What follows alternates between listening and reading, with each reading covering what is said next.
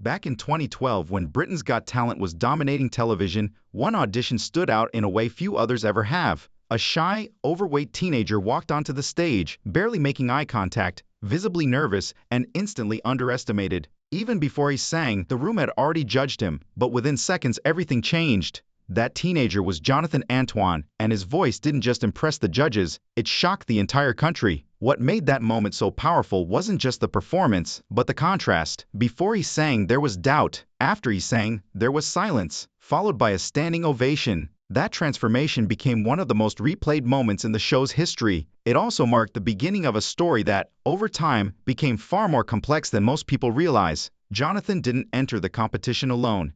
He performed as part of a duo with Charlotte Giaconelli, and together they quickly became one of the strongest acts of the season. Their audition went viral, drawing millions of views and immediate attention from the media. Within days, Jonathan went from being an unknown teenager dealing with confidence issues to a global sensation. But even in that early moment, there were signs that his journey wouldn't follow a simple path. During the audition, Judge Simon Cowell openly suggested that Jonathan might be stronger as a solo act, a comment that created tension both on stage and among viewers. Jonathan, however, refused to abandon his partner, making it clear that they had entered the competition together and would continue that way. That decision became a defining moment. It showed loyalty, but it also highlighted the pressure already forming around him. From the very beginning, there was an expectation that Jonathan was something exceptional, something that needed to be shaped, guided, and possibly separated from anything that might limit his potential. As the competition progressed, Jonathan and Charlotte continued to impress. They advanced through the rounds and eventually reached the final, finishing in second place. While they didn't win,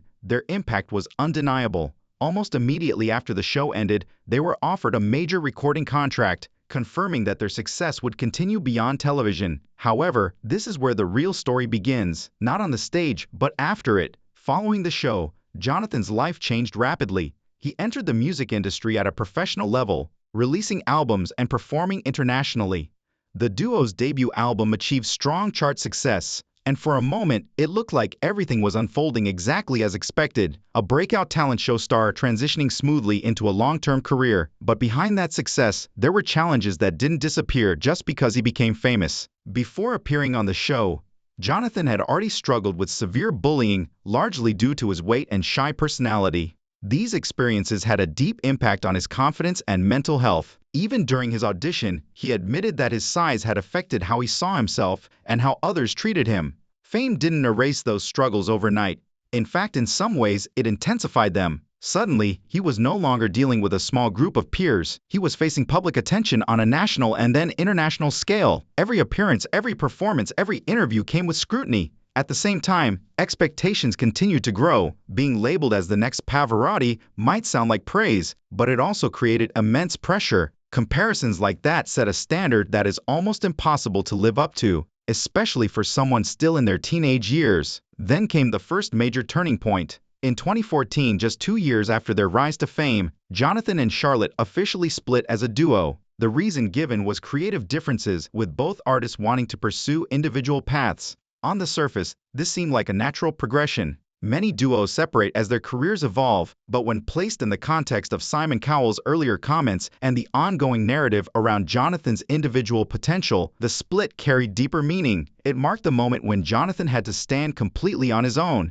Transitioning from a duo to a solo artist is not just a career shift, it's a psychological one. There is no longer anyone to share the spotlight, the pressure, or the responsibility. For Jonathan, this meant stepping fully into the expectations that had been building since his first audition. He released his debut solo album Tenore in 2014, followed by additional albums in later years, establishing himself as a classically trained tenor rather than just a reality show contestant. But despite these achievements, something else was happening quietly in the background. Public visibility began to decrease. Unlike some talent show stars who remained constantly in the spotlight, Jonathan took a different path. While he continued working in music, he became less visible in mainstream media. For many viewers who remembered his unforgettable audition, this created a question that still exists today. What really happened to him? The answer is not sudden or dramatic. It's gradual. Jonathan Antoine didn't disappear, he evolved. But that evolution didn't happen in front of cameras, it happened away from them. And that's exactly where his story becomes more real, more complicated, and far more interesting than the version most people think they know. As Jonathan Antoine transitioned into a solo career, the expectations surrounding him did not fade, they intensified. What had once been framed as a breakthrough moment on a television stage was now being tested in a completely different environment, the professional music industry. This shift is where many talent show contestants struggle, and Jonathan's journey reflects both the opportunities and the realities of that transition. Following the release of his debut solo album Tenore in 2014, Jonathan began establishing himself more clearly within the classical crossover genre. Unlike mainstream pop artists, performers in this category often rely on a different kind of audience, one that values vocal technique, live performance quality, and long-term consistency over short-term chart dominance. This distinction is important because it helps explain why his visibility in mainstream media decreased even while his career continued. Reports and performance records show that Jonathan remained active, touring internationally and performing at various venues across Europe and beyond. However, these performances did not always receive the same level of coverage as his initial rise to fame. This created a gap between perception and reality. To the general public, it appeared as though he had stepped away. In reality, he had simply moved into a different segment of the music industry. At the same time, Jonathan began addressing one of the most personal aspects of his life, his health and physical transformation. After years of dealing with weight-related challenges and the psychological impact of bullying, he made a conscious decision to focus on his well-being. Over time, he underwent a significant weight loss transformation, which became a major topic of discussion in media coverage and interviews. This transformation was not presented as a sudden change, but as a gradual process. Jonathan himself spoke about the importance of improving his health, both physically and mentally. Unlike sensational headlines that often frame such changes as dramatic before and after stories, his approach was more grounded. He emphasized consistency, discipline, and long-term improvement rather than quick results. However, the public reaction to this transformation revealed another layer of complexity. While many praised his efforts, others shifted their focus away from his voice and toward his appearance. This reflects a broader issue in entertainment media, where physical changes can sometimes overshadow professional achievements. For Jonathan, whose identity had always been rooted in his vocal ability, this shift in attention created a new kind of pressure. Another key development during this period was his continued commitment to musical growth. Rather than remaining in the exact style that made him famous, he expanded his repertoire and refined his technique. His later albums demonstrated a deeper engagement with classical music, moving further away from the talent show format that initially introduced him to audiences. Industry observers have noted that this kind of transition is often necessary for long-term credibility. Talent shows provide exposure, but they do not guarantee artistic development. Artists who succeed beyond that stage are usually those who invest in training, adapt their style, and build a sustainable identity. Jonathan's career reflects this process, even if it happened outside the constant visibility of mainstream media. Despite these efforts, the question what really happened to Jonathan Antoine continued to circulate online. This question is less about his actual career and more about audience expectations. Many viewers assume that visibility equals success, and absence from major headlines is often interpreted as decline. In reality, the music industry operates on multiple levels, and success can exist without constant public attention. There were also moments when Jonathan addressed his personal experiences more directly. In interviews, he spoke about the emotional impact of his early years, including the bullying he faced and the confidence issues that followed. These statements provided context for his journey, showing that his growth was not only professional, but also deeply personal. At the same time, he remained relatively private compared to many contemporary artists. He did not engage heavily in social media controversies or public disputes, and he avoided the kind of constant exposure that often defines modern celebrity culture. This decision contributed to his reduced visibility, but also allowed him to maintain a level of control over his personal life. Another factor influencing public perception is the nature of classical crossover music itself. Unlike pop or hip-hop, which dominate digital platforms and trending charts, this genre operates within a more niche but dedicated audience. As a result, artists like Jonathan can sustain successful careers without appearing in mainstream headlines on a regular basis. By the late 2010s and early 2020s, Jonathan Antoine had effectively repositioned himself, not as a former talent show contestant, but as an established tenor with a growing body of work. This shift may not have been immediately visible to casual viewers, but it was evident within industry circles and among dedicated listeners. So when people ask what really happened to him, the answer becomes clearer. He did not disappear, he transitioned. He moved from a highly visible, television-driven introduction to a more traditional, performance-based career path. This transition reduced his presence in viral media, but strengthened his position within his chosen field. And that leads directly into the final part of his story, how his career stands today, and why his journey challenges the common assumptions people make about fame, success, and what it truly means to last in the entertainment industry. In recent years, the conversation around Jonathan Antoine has quietly shifted from curiosity to reassessment. The question is no longer just what happened to him, but rather how should his journey actually be understood? And when you look at the available facts, performance history, and his current position in the music world, a very different picture emerges compared to the assumptions that often circulate online.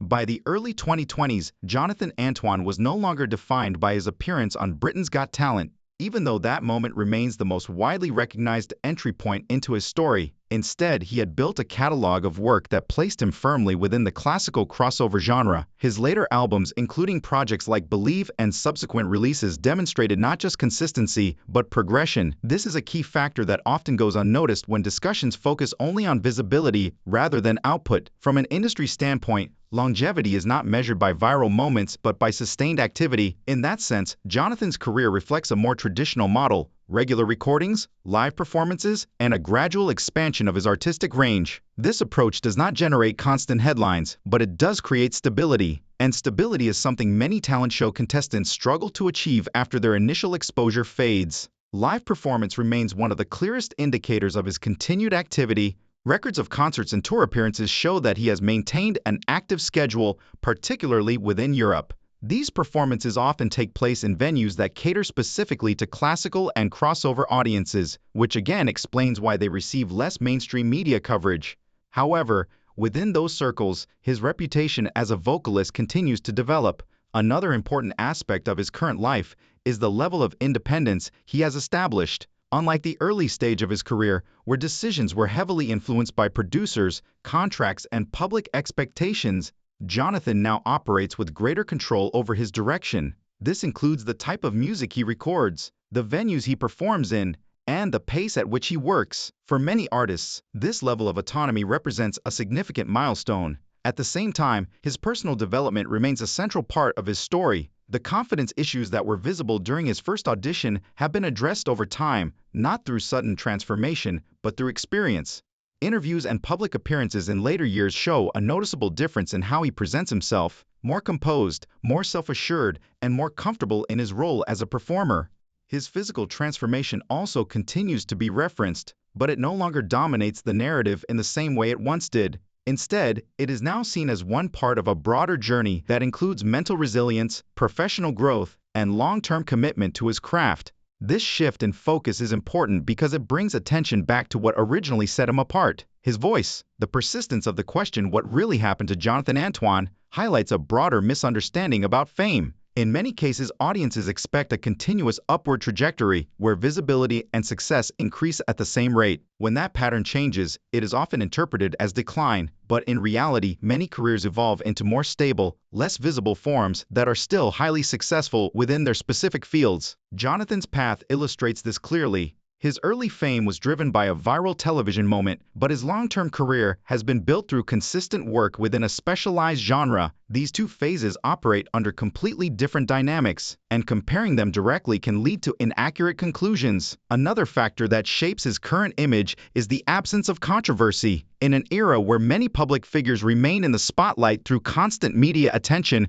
often driven by conflict or personal drama, Jonathan has taken a different approach. He has avoided major public controversies, maintained a relatively private life, and focused primarily on his work. While this reduces headline visibility, it also contributes to a more stable and controlled career. Looking at his journey as a whole, the most accurate conclusion is not that something unexpected happened, but that something very typical happened, just not in the way audiences usually recognize. He transitioned from a highly visible, short-term platform into a longer-term, more traditional career structure. This transition is common among artists who choose sustainability over constant exposure. There is also a generational aspect to consider. Audiences who first saw him in 2012 often associate him with that specific moment in time. As years pass, newer audiences encounter him without that context, seeing him simply as a classical singer rather than a former talent show contestant. This shift gradually redefines his identity in the public eye, even if it happens slowly. So when the question is asked today, What really happened to Jonathan Antoine? The answer is straightforward, even if it is less dramatic than expected. He continued working. He developed his craft. He built a career that exists beyond viral clips and television appearances, and he did it largely outside the constant spotlight that originally introduced him to the world. That reality may not fit the narrative people expect, but it aligns with the documented evidence. There is no hidden disappearance, no sudden fall, and no unexplained absence. There is simply a different kind of success, one that prioritizes longevity, consistency, and artistic growth over constant visibility. And in many ways, that outcome is far more difficult to achieve than the initial moment of fame that started it all.